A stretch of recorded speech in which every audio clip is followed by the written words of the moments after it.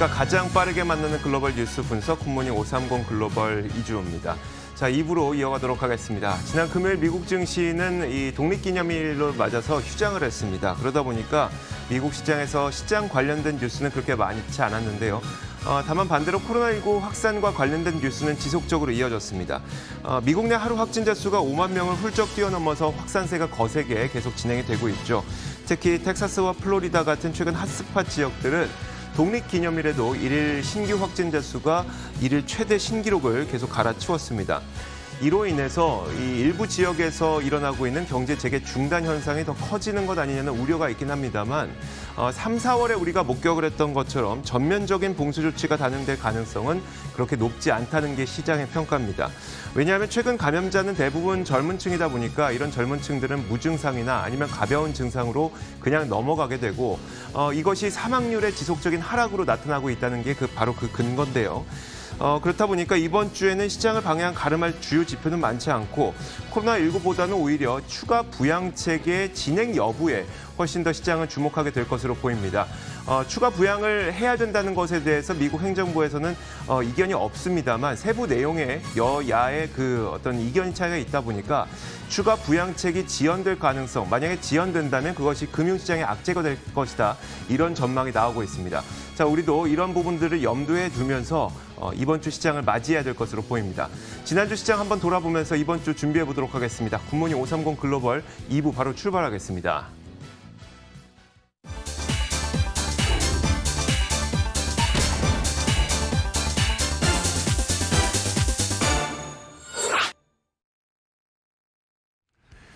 자, 클로징벨 중계석입니다. 오늘도 장혜진 앵커와 함께하겠고요. 로제타 투자자문 최진석 포트폴리오 팀장 나와 있습니다. 어서 오세요.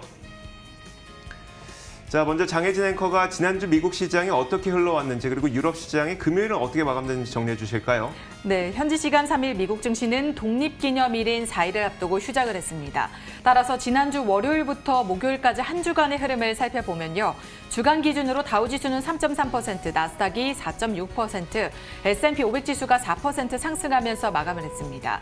지난주 한 주간 미국 시장이 어땠는지 살펴보면 화요일에 상반기를 마감한 것과 동시에 2분기를 마감을 했는데 미국 증시는 20년 내 최대 분기 상승을 기록하면서 장을 마쳤고요. 나스닥 지수는 지난 수요일과 목요일장에서 연일 사상 최고치를 경신하기도 했습니다. 따라서 코로나19 재확산으로 시장은 여전히 불안한 가운데 대형 기술주들이 선방해주면서 나스닥 지수는 날아올라줬습니다. 간단하게 유럽 증시도 살펴볼까요? 유럽 증시는 현지 시간 3일 미국 경제지표 호조에 따른 위험 선호 심리 확산 등에도 불구하고 일제히 하락했습니다. 미국 증시가 독립기념일인 연휴로 휴장하면서 전날의 상승세를 이어받지 못한 것도 영향을 미친 것으로 보이는데요. 독일의 닥스 지수는 0.64% 떨어진 12,528선에 프랑스 CAC 지수는 0.8% 넘게 하락해 5,007선에서 거래 마쳤습니다. 이렇게 증시가 불안한 것은 전 세계적으로 코로나19 재확산 기세는 꺾이지 않고 있기 때문인데요. 지난 7월 4일이죠. 독립기념일을 맞아서 미국 전역에서 불꽃축제 등 기념 행사가 열렸습니다. 이로 인해 플로리다와 텍사스는 또 한 번 주목을 받았는데요. 플로리다가 11,445명, 텍사스는 8,258명으로 해당 지역 기준으로 모두 일일 신규 확진자 수가 최다치를 기록했습니다.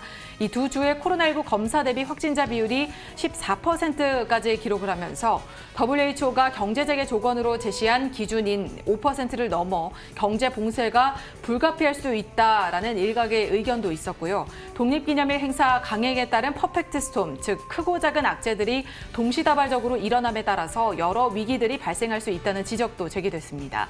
이에 따라서 코로나19 재확산 등 최근 상황을 고려하면 과도한 낙관은 피해야 한다는 지적도 적지 않습니다. 지난 한 주간 미국 시장은 코로나19 재확산에 대한 우려에도 불구하고 주간 기준으로는 모두 오른 채 마감을 했습니다. 지난주 시장은 우리가 어떻게 봐야 할지 또 이번 주에는 어떤 것들에 주목을 해서 전략을 좀 세워야 될지 팀장님 살펴주시죠. 네, 지난주에 주요 지수가 한 3에서 4% 정도 상승을 했죠. 6월 초 이후에 최고 주간 성적, 특히 이제 나스닥은 5월 초 이후에 최고의 주간 성적을 기록하면서 굉장히 좀 양호한 흐름을 보여줬습니다. 결국은 미국 내에서 코로나19 이 환자가 연일 역대 최대를 기록하고 있음에도 불구하고 경제 지표가 지난주에는 굉장히 좀 좋았습니다. 그러다 보니까 앞으로 이제 코로나19의 재확산을 반영한 지표가 어떻든 간에 지금은 일단은 이 같은 이 경기 회복 기대를 지지하는 지표를 단기 호재로 인식하는 그런 이 분위기가 이어졌고요. 이번 주 같은 경우에도 6일 월요일에 ISM 비제조업 지수를 비롯해서 목요일에 실업수당 청구 건수라든지 금요일에도 생산자 물가 등의 일부 지표가 좀 관심을 끌 것으로 예상이 되고 있습니다. 하지만은 이 코로나19 2차 확산이 얼마나 좀 심각한 것이냐에 대해서 갑론을박이 좀 지속될 것으로 예상이 또 되고 있거든요. 주말간에 이코노미스트에서 코로나19가 계속 머무를 것이다. 인간이 적응해야 한다라는 헤드라인에 기고문을 실었습니다. 여기에 대해서 투자 정보 미디어 시킹알파에서 우리의 코로나19에 대한 관심은 사라졌어도 그 반대는 유효하다라는 이런 해석 기사를 또 달았거든요. 이런 부분에 또 개인적으로 아직까지는 좀 공감이 되고 있습니다. 자, 이어서 상품 선물 시장도 살펴보도록 하겠습니다. 뉴욕 증시 현물 시장은 휴장을 했지만 상품 선물 시장은 열렸고요. 다만 조기 폐장했습니다. 조기 폐장했던 이 상품 선물 시장 큰 움직임은 별로 없었습니다. 국제 유가와 국제 금값 모두 단순히 보합권에서 마감되는 그런 모습이었는데요. 국제 유가가 40.3달러로 마감이 됐습니다. 전일 종가도 40.3달러였었는데 장중에 등락은 있었습니다만 결국 종가는 전일 종가와 거의 비슷한 수준에서 마감이 됐습니다. 국제 금값도 마찬가지였습니다. 금값도 마찬가지로 등락은 있었지만 결국은 1787.3달러에서 마감이 됐습니다. 국채 금리도 큰 변화는 없었고요. 달러 인덱스도 마찬가지로 큰 변화 없이 마감이 됐습니다. 달러 인덱스 0.17% 하락하면서 97.15에 마감됐습니다. 자, 이렇게 상품 선물 시장 살펴봤고요. 이어서 글로벌 외신 확인하도록 하겠습니다. 자, 첫 번째 소식부터 살펴보도록 할 텐데요. 최진수 팀장님 어떤 뉴스 들고 오셨을까요? 네, 증시가 좀 휴장을 했기 때문에 향후에 좀 전망을 가져와 봤습니다. 골드만삭스가 주식과 채권, ETF 등 이 펀드 간의 자금 흐름이 주식 수익률에 중요하다라고 분석을 하면서요. 최근 증시에 대한 투자 자금 흐름이 랠리를 지지하다 못해 좀 넘치고 있다. 그렇기 때문에 추가 업사이드를 점치고 있다라는 비즈니스 인사이더 기사를 가져와 봤습니다. 이 같은 이유 때문에 현재 저유동성 환경, 즉 주식시장으로의 자금이 집중되는 그런 환경 속에서의 추가적인 자금 유입이 결국은 추가 업사이드를 의미한다고 골드만삭스에서는 분석을 했고요.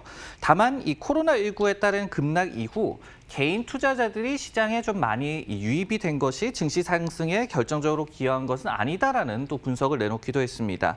현금이 좀 많아지고 그리고 경기 침체가 결국은 단기에 그칠 것이다라는 기대감이 이 개미 투자자 간의 저가 매수 수요를 늘렸을지는 모르겠지만은 지난 1년 반 동안의 주식이라든지 그리고 옵션 시장에서의 개인 투자자 비중 증가는 오히려 주가 하락과 더 연관이 있다라는 분석을 내놓기도 했습니다.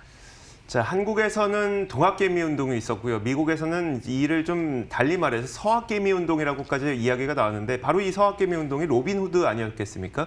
근데 이 로빈후드에 대한 투자 열풍이 증시 랠리에는 전혀 도움 안 됐다는 분석인데 어떻게 해석해야 될까요? 네, 그렇습니다. 이 골드만삭스 같은 경우에 6월 중순에 또 다른 분석을 내놓은 바가 있습니다. 근데 당시까지는 3월 저점 대비해서 이 개미 투자자들의 주식 포트폴리오 수익률이 한 61%로 헤지 펀드들의 45%보다 더욱더 좋았다라는 이런 분석을 내놓기도 했습니다. 하지만 그 비슷한 시기에 바클레이즈는 로빈후드의 투자 열풍이 이 증시 랠리를 견인한 것은 아니다라는 분석을 또 내놓은 바가 있거든요.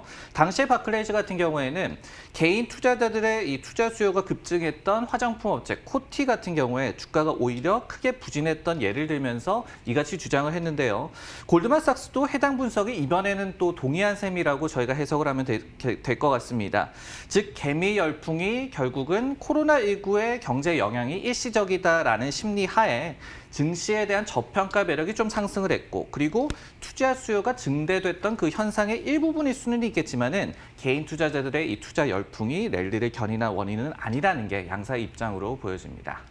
네, 7월 본격적인 하반기로 들어선 이후에 지난 이틀간의 증시를 우리가 조금 더 큰 틀에서 본다면 어떤 것들을 좀 주안점으로 볼 수 있을까요? 네, 마침 이 투자 정보 미디어 더 모틀리 풀에서 8가지 하반기 증시 전망을 좀 제시를 했습니다. 그 가운데서 일부분만 좀 가져와 봤는데요. 첫 번째로 나스닥의 강세가 지속될 것이다. 두 번째로 전국적인 미국 내에서의 경제 락다운은 없을 것이다. 세 번째로 미 의회가 결국은 새 부양책을 통과시킬 것이다. 네 번째로 워런 버핏은 계속해서 체면을 구길 것이다. 그리고 다섯 번째로 마이크로소프트가 어떻게 본다면 올해 유일한 이익을 성장시킬 수 있는 IT 공룡 기업이 될 것이다라는 얘기를 했는데요. 좀 흥미로웠던 부분이 바로 버핏 회장에 대한 부분이 되겠죠. 좀 해석을 달아드리면 이 버크셔 해서웨이의 주가가 상반기에 한 마이너스 21%의 수익률을 기록을 했다고 합니다. S&P 500의 마이너스 4%에 비해서 크게 좀 언더퍼폼을 했죠. 버크셔가 어떻게 본다면은 IT 성장주를 좀 기피하고 경기 민감주를 좀 더 선호하는 그런 투자 전략을 펼쳐왔는데 그 부분이 좀 페인이었다라고 해석이 되고요. 하지만 이 버크셔 같은 경우에는 현금이 굉장히 풍부한 상황이죠. 하지만 또 현재 증시를 버핏 회장은 좀 고평가돼 있을 것이다라고 인식을 할 것이다. 그렇기 때문에 포트폴리오 조정은 미미할 것이며 그리고 대신에 버크셔 해서웨이가 자사주를 매입할 가능성은 있다라고 모틸풀에서는 예상을 하고 있습니다. 네, 다음 뉴스는 이조 앵커의 픽입니다. 내용 확인해 보겠습니다. 자, 이제 증시가 하반기에 들어서면서 하반기 증시는 어떻게 움직이게 될 것인지 많은 분들이 궁금하고 있을 텐데 마켓워치에서는 몇몇 애널리스트들의 말을 종합해서 하반기 시장이 어떻게 움직일 것인지 그 전망을 내렸습니다.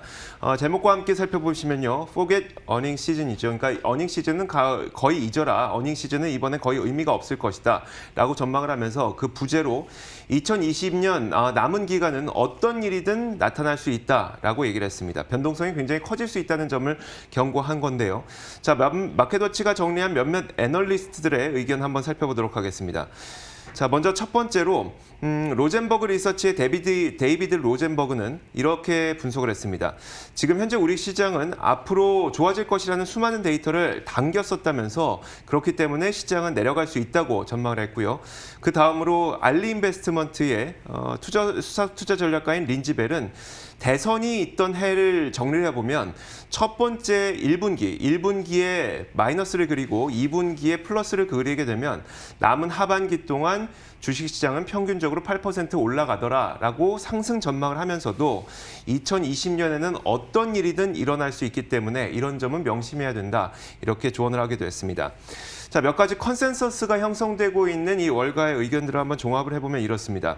이번 어닝 시즌은 거의 의미가 없을 수도 있다는 게 첫 번째고요. 두 번째로 이번에는 이 어떤 그 경제 지표가 굉장히 불확실하기 때문에 뉴스 헤드라인이 시장을 움직이게 될 거란 겁니다.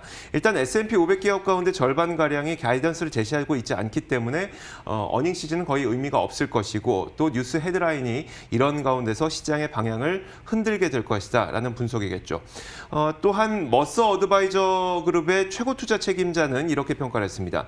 시장은 고점에서 정체되어 있다면서 요즘 시장에서 일어나고 있는 이런 등락은 거의 시장 리밸런싱에 의한 것일 뿐이라고 지적을 했는데요. 종합해보면 이렇죠.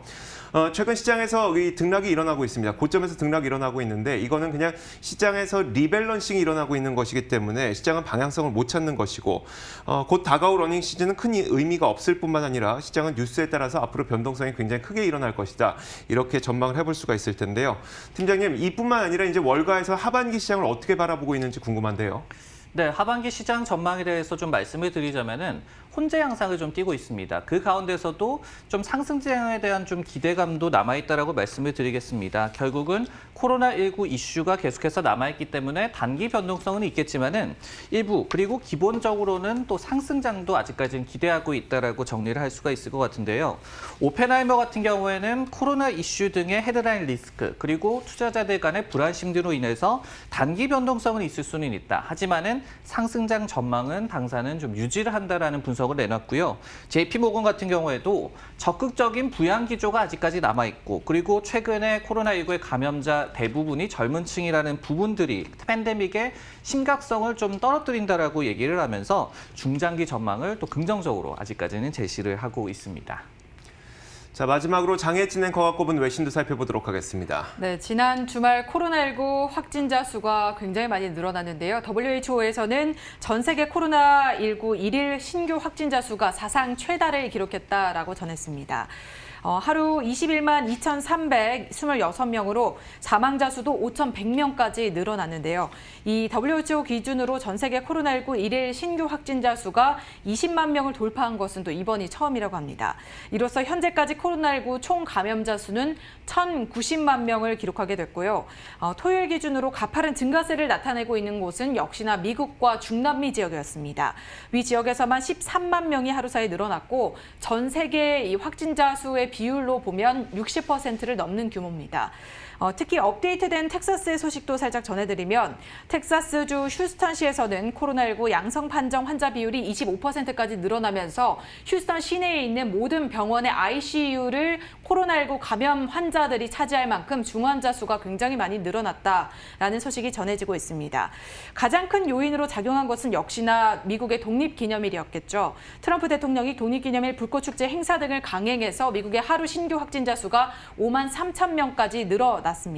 이런 상황에도 불구하고 공화당과 트럼프 선거 캠프는 오는 11월 대선에 더 치중하는 분위기라서 날선 비판이 일어서고 있고요. 미국 보건당국에서 경고했음에도 불구하고 참석자들은 대부분 마스크를 쓰지 않았고 사회적 거리두기도 하지 않아서 이런 상황이 더 심각해진 것이다라는 분석들이 제기되고 있습니다. 안 그래도 지지율이 하락하고 있는 트럼프 대통령은 지지층을 결집하기 위해서 독립기념일을 이용했다라는 날선 지적도 덧붙여졌고요. 바이든 후보는 이에 대해서 트럼프 대통령이 분열적인 대통령이라면서 이 때문에 미국이 고통받고 있다라고 공격을 하기도 했습니다. 상황이 심각해지자 미국 내에서는 추가 부양책이 하루빨리 서둘러져야 된다라는 정치권의 목소리가 커지고 있는데요. 하지만 트럼프 행정부가 경제가 반등하고 있다라는 점에 방점을 찍으면서 차기 부양책에는 조금 신경을 쓰지 않고 있다라는 의견들도 제시가 되고 있습니다. 당초 7월 말에 따라서 나올 것으로 예상됐던 부양책이 8월까지 미뤄질 수 있다라는 의견들도 나오고 있는 이런 상황에서 시장에서는 어떤 의견들이 주어지고 있는지 팀장님 좀 짚어주시죠. 네, 결국은 이 코로나19가 재확산하고 있다는 그 문제가 되겠죠. 그 맹점은 결국은 이 경기 회복 전망이 훼손된다는 게 되겠습니다. 관련해서는 분명히 좀 우려가 존재하고 있다고 말씀을 드리고 싶은데 바클레이즈에서는 당사의 기본 전망은 2차 확산이 가을에 시작하는 것이다라고 밝혔습니다. 즉 지금 2차 확산이 예상보다 빠르게 이뤄지고 있다는 점을 보여주고 있고요. 그랜트 소튼이라는 기관에서도 2차 확산은 결국은 미국에서의 소비 심리를 위축시키는 요인이다라고 분석을 했습니다. 또 한 가지는 저희가 생각할 부분이 코로나19 재유행에 따른 바이든의 이 당선 확률 상승이라고 볼 수가 있겠죠. 캐너코드라는 IB에서는 정치적인 리스크가 후반기 변동성을 지금 앞당기고 있다라고 분석을 했습니다. 다만 이 연준의 전례 없는 부양책이 남아있기 때문에 상승장이 꺾이지는 않을 것이다라는 또 의견을 덧붙이기도 했습니다. 자, 이렇게 주말 사이 나왔던 글로벌 뉴스 살펴봤습니다. 종목 뉴스도 확인하도록 하겠습니다.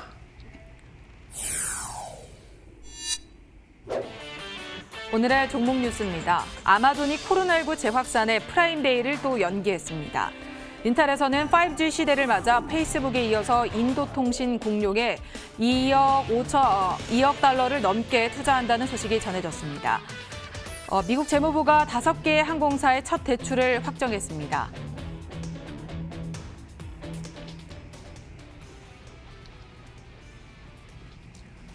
자, 첫 번째 기업부터 살펴보겠습니다. 아마존이 코로나19 재확산 때문에 프라임데이를 연기했다고 하는데 어떤 내용일까요, 팀장님? 네, 현지 시간으로 2일 목요일에 비즈니스 인사이더가 최초 보도한 내용을 가져와 봤습니다. 아마존이 최소 10월 초까지 프라임데이를 재차 미룬 것으로 보여지고 있습니다. 이 유출된 이메일에 따르면요, 아마존은 이 자사에서 제품을 판매하는 그 판매자들에게 10월 5일에 시작하는 그 주간을 프로모션이라든지 아니면 쿠폰을 배포하는 일자로 사용하라고 안내한 것으로 알려졌는데요. 그러면서 정확한 프라임데이 일자는 정해지지 않았으며 이벤트에 임박해서 실제 발표를 할 것이다라는 점을 강조한 것으로 알려졌습니다. 프라임데이 같은 경우에는 지난 2015년에 시작된 대대적인 할인 행사죠. 통상적으로 7월에 개최되나 올해 같은 경우에는 코로나19 여파 때문에 9월로 연기된 바가 있습니다. 아마존 대변인은 아직까지는 프라임데이와 관련해서 결정된 사항이 없다라고 답변을 했습니다. 자, 프라임데이라고 한다면 아마존판 블랙 프라이데이 뭐 이 정도로 해석할 수가 있을 것 같은데 그만큼 아마존에게 있어서 프라임데이는 매출에 굉장히 큰 영향력을 미칠 것 같습니다. 이게 굉장히 악재가 될 것 같은데 지난번 행사는 그럼 실적이 어느 정도 도움이 됐을까요? 네, 프라임데이 2019 같은 경우에는 역대 가장 긴 48시간 동안 진행이 됐었죠. 그러면서 이 사측 발표에 따르면은 무려 1.75억 개의 품목이 팔렸고 또 1년 전에 블랙 프라이데이 그리고 사이버 먼데이의 매출을 합친 것보다 많이 판 것으로 알려지기도 했습니다. 그리고 디지털 커머스 360의 집계에 또 따르더라도 매출이 71.6억 달러나 발생을 했거든요. 전년 동기 대비해서 70% 이상 증가한 바가 있기 때문에 이번에 재차 이 이벤트를 좀 미룬 것은 역시 불확실성으로 해석될 수 있을 것 같습니다. 네, 코로나19 재유행에 따른 물류난 재발 우려 그리고 프라임데이 연기설까지 더해지면서 사실 안 좋을 것만도 한데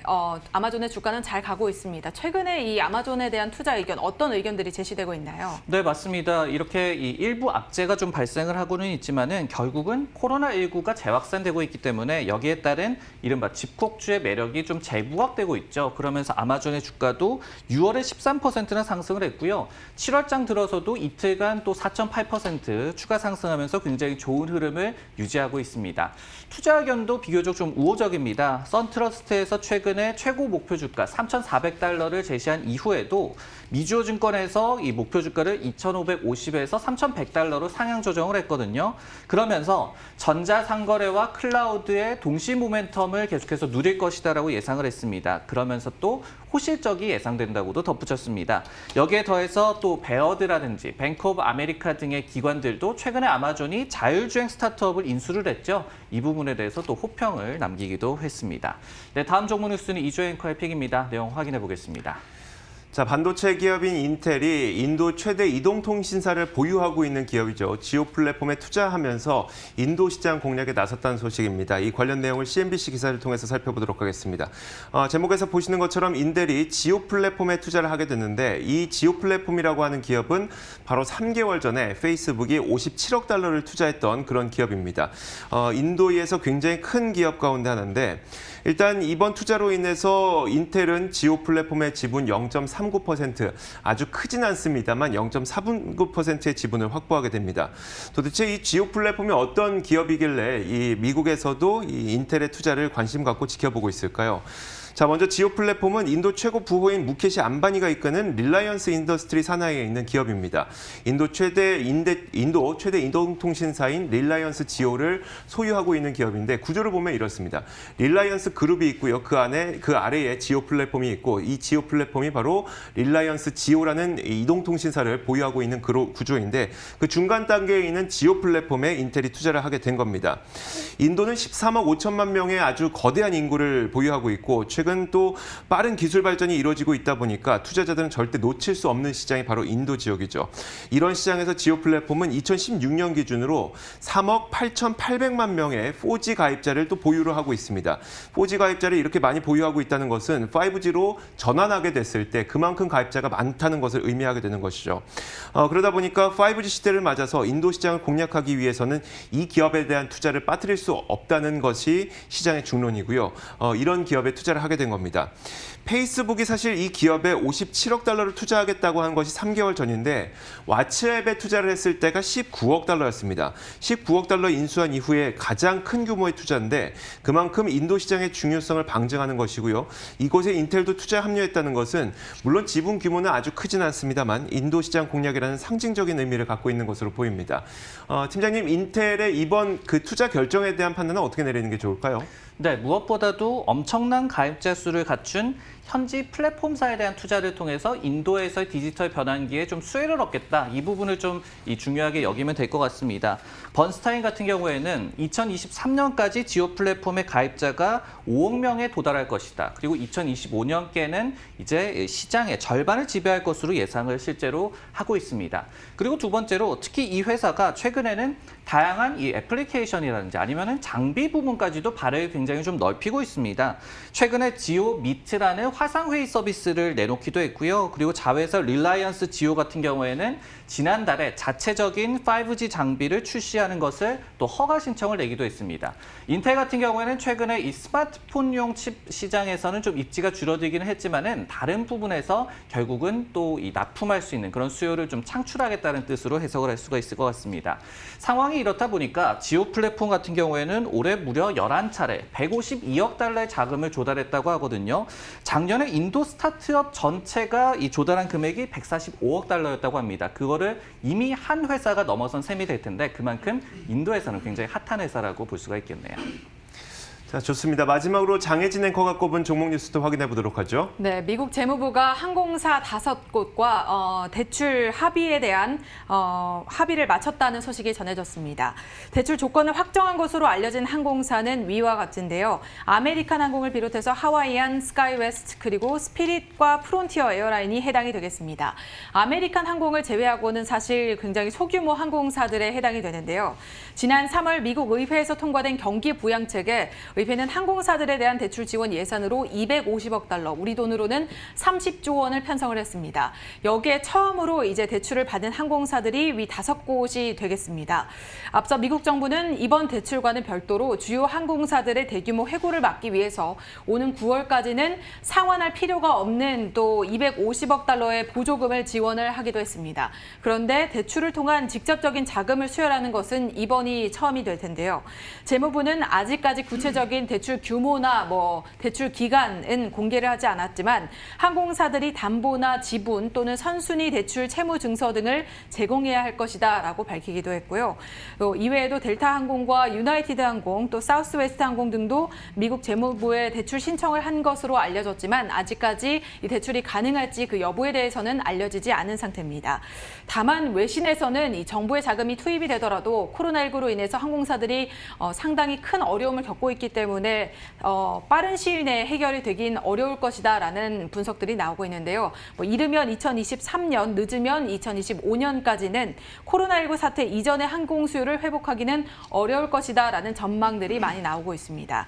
이렇게 코로나19로 인한 항공사들의 피해가 막대한 것으로 알려진 가운데 주로 이제 중소형 항공사들의 지원이 이어지고 있습니다. 이런 지원들이 과연 회복을 하는데 도움이 될까요? 도움이 되겠죠? 네, 지금 좀 데이터상으로 보자면은 점진적으로 항공 여객 수요의 회복세는 지속되고 있습니다. 하지만 이제 말씀해 주셨듯이 굉장히 좀 시간이 매우 오래 걸릴 문제라는 것이 시장의 좀 중론이고요. 그렇기 때문에 이 같은 지원은 급한 불을 끄는 역할은 물론 할 수가 있을 것이다. 호재로 인식될 수 있을 것이다라는 말씀을 먼저 드리고 싶습니다.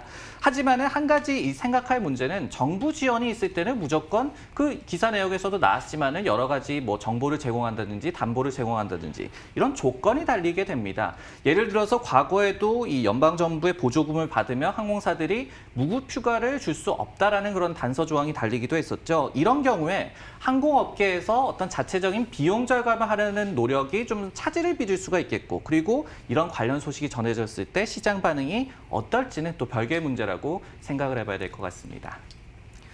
자, 이렇게 주말 사이 나왔던 글로벌 뉴스와 더불어서 기업 뉴스까지 확인해봤습니다. 지금까지 장혜진 앵커, 로제스터 투자자문 최진석 포트폴리오 팀장 함께했습니다. 수고하셨습니다.